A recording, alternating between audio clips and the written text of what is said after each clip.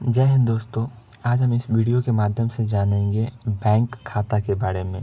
Bank में हम जो खाता खुलवाते हैं उसके बारे में हम जानेंगे, क्योंकि बैंक खाता जो होता है कई तरह का होता है। तो इन सब के बारे में हम जानेंगे इस वीडियो के माध्यम से बहुत ही आसान शब्दों में।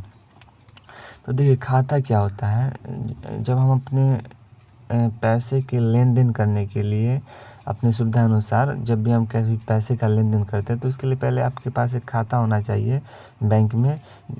इसी के माध्यम से आप पैसे का लेन देन कर सकते हैं कहीं भी, और अपने पैसे को समय समय पर निकाल सकते हैं या जमा कर सकते हैं इस खाता के माध्यम से। तो देखेंगे खाता कई तरह का होता है, जिसमें हम देखेंगे मांग जमा खाता होता है, उसके बाद आवर्ती जमा जिसको हम रेकरिंग डिपॉजिट बोलते हैं, उसके बाद देखते हैं सावधिक जमा, इसको फिक्स्ड डिपॉजिट भी कहते हैं। तो इन सब के बारे में हम देखेंगे एक एक करके। तो मांग जमा में हम क्या देखते हैं, मांग जमा का मतलब हो गया कि हम अपने मांग के अनुसार जो है खाता मतलब खाता होता है हमारे मांग के अनुसार। कभी भी हम अपने पैसे को जमा कर सकते हैं, कभी भी निकाल सकते हैं। मतलब आज जमा करेंगे कल परसों निकाल सकते हैं, या कभी भी मतलब जमा कीजिए और आसानी से आप निकाल सकते हैं अपने मांग के अनुसार, ठीक ना।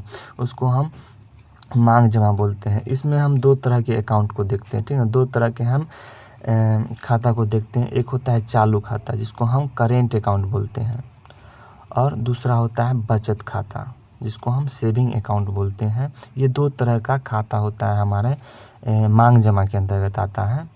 ये कभी भी इसमें क्या है कि पैसे आप डाल सकते हैं आसानी से, इन दोनों में कभी भी डालिए और कभी भी निकाल सकते हैं।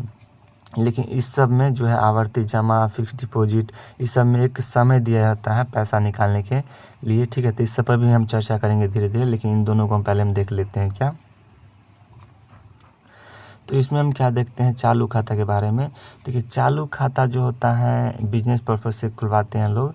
इसमें क्या होता है कि आपको बैंक जो है इस पर इंटरेस्ट नहीं देती हैं, आपको बैंक जो है इस पर ब्याज नहीं देती हैं।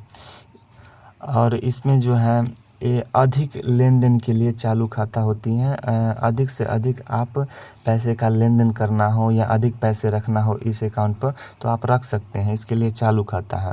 और नॉर्मली देखा जाए तो साधारण लोगों के लिए, मतलब जो रोज़ कमाते खाते हैं, तो उसके लिए चालू खाता कोई मायने नहीं रह जाता है, क्योंकि इसमें बहुत ज़्यादा अमाउंट लोग रखते हैं और अधिक से अधिक इसकी कैपेसिटी जो होता है अब मैक्सिमम होती है। इसकी कोई मैक्सिमम कैपेसिटी है ही नहीं, आप कितना भी पैसे रख सकते हैं। लेकिन सेविंग अकाउंट में क्या होता है, सेविंग अकाउंट में तो इसमें क्या है कि पैसे का लेन देन भी आपको लिमिट है। आप इतना से ज़्यादा पैसे नहीं रख सकते हैं, मतलब एक रिक्वायर रहती है जो हाँ 5 लाख 10 लाख, इससे ज़्यादा पैसे आप नहीं रख सकते हैं। और इसमें जो है हर बैंक अपने अपने हिसाब से इंटरेस्ट रेट देती हैं। जैसे 3-4% इसका इंटरेस्ट रेट रहता है सेविंग अकाउंट का। करेंट अकाउंट में कोई इंटरेस्ट नहीं देती है बैंक। तो ज़्यादा कुछ अंतर नहीं है, दोनों में पैसा आप कभी भी डाल सकते हैं, कभी भी निकाल सकते हैं। लेकिन सेविंग में क्या है, लिमिट होता है, और करेंट में जो है इसमें लिमिट नहीं है, आप कितना ही पैसा डाल सकते हैं, कितना ही पैसा आपके अकाउंट पर आ सकता है कहीं से भी करेंट में। लेकिन सेविंग में ज़्यादा पैसा नहीं आ सकता, इसकी लिमिट लगी रहती है।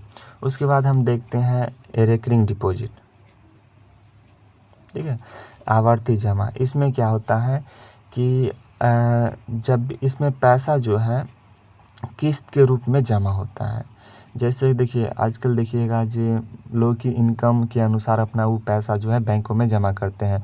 तो काट छाट कर जो महीने का बच जाता है तो वो लोग चाहते हैं कहीं ना कहीं हम बैंक में जमा करके एक अच्छा पैसा जमा कर ले एक समय के लिए, जो भविष्य में काम दे उन्हें। तो इसलिए वह जो है फिक्स्ड डिपॉजिट तो उस टाइम वो नहीं सेलेक्ट कर पाते, क्योंकि फिक्स्ड डिपॉजिट में क्या होता है कि एक ही बार इसमें पैसा डिपॉजिट किया जाता है एक समय के लिए, ठीक है। आप मोटी पैसा हो या कम भी पैसा हो, आप एक ही बार इसको डिपॉजिट कर सकते हैं, फिक्स कर सकते हैं, ठीक है, बहुत दिन के लिए। तो हम रेकरिंग डिपॉजिट में क्या देखते हैं, रेकरिंग डिपॉजिट जो होता है हमारा, इसमें जो है आप किस्त बाई किस्त पैसा को जमा करते हैं।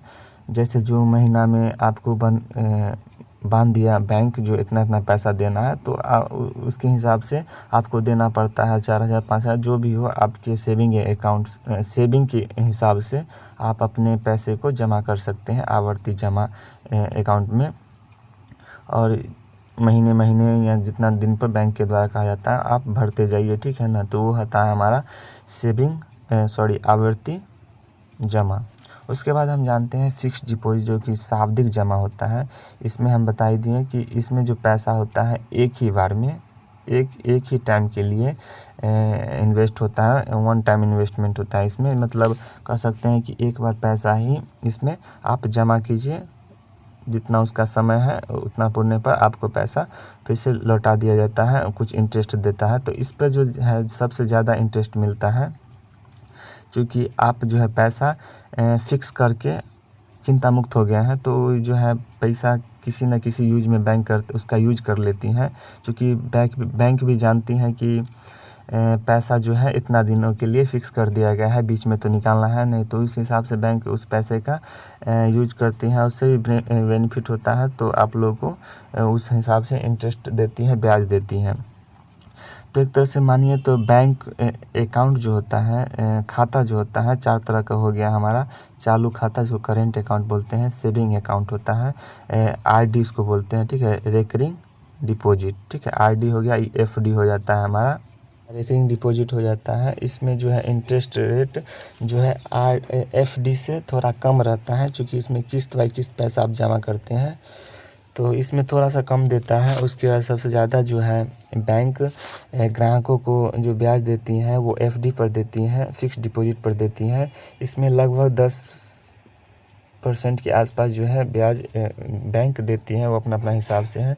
आप इसमें जो है 7 दिन से लेकर कम से कम 10 साल तक आप इसमें फ़िक्स डिपॉजिट कर सकते हैं अपने पैसे को कभी भी। इसमें कितना भी पैसा आप फ़िक्स डिपॉजिट कर सकते हैं, आपके ऊपर डिपेंड करता है, कम पैसे हो अधिक पैसे हो, ठीक है ना। लेकिन इसमें क्या होता है कि एक ही बार में पैसे को जमा किया जाता है एक निश्चित समय के लिए। और फिक्स डिपॉजिट में क्या होता आरडी में क्या होता है कि आप किस्त बाई किस्त पैसे को जमा कीजिएगा, ठीक ना। इतना साल तक आपको बैंक के द्वारा बता दिया जाएगा जो इतना रुपया इतना साल तक भरते रहना है, ठीक है। इस प्रकार हमने देखा सभी तरह के बैंक खाता के बारे में। चालू खाता समझ चुके हैं, सेविंग अकाउंट, बचत खाता, रेकरिंग डिपॉजिट जो होता है, सावधिक जमा, फिक्स डिपॉजिट, इन सब के बारे में हम बारी बारी से जान चुके हैं। इस तरह हम क्या देखें कि इस वजह से जो है ना बैंक को सबसे जो ज़्यादा फ़ायदा होता है वो करेंट अकाउंट से होता है, क्योंकि इसमें इंटरेस्ट देना नहीं पड़ता है। तो इस वजह से जो है बैंक हमेशा चाहती हैं कि ज़्यादा से ज़्यादा उसके बैंक में करेंट अकाउंट खुले। और ग्राहकों को सबसे जो ज़्यादा फ़ायदा देखने को मिलता है वो फिक्स डिपॉजिट में मिलता है, क्योंकि इसमें सबसे ज़्यादा इंटरेस्ट जो है बैंक देती हैं ग्राहकों को।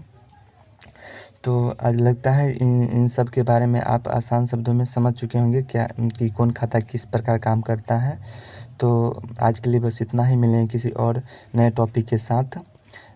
और इसके बाद हम जानने की कोशिश करेंगे बैंकों के बारे में। आज हमने खाता के बारे में जानने का प्रयास किए हैं, उसके बाद हम जानेंगे बैंकों के बारे में। बैंक कई तरह के होते हैं, प्राइवेट बैंक जो गवर्नमेंट बैंक, आरआरबी बैंक जो होता था, रीजनल रूरल बैंक, इन सब के बारे में हम जानेंगे किसी और नए वीडियो के माध्यम से। आज के लिए बस इतना ही।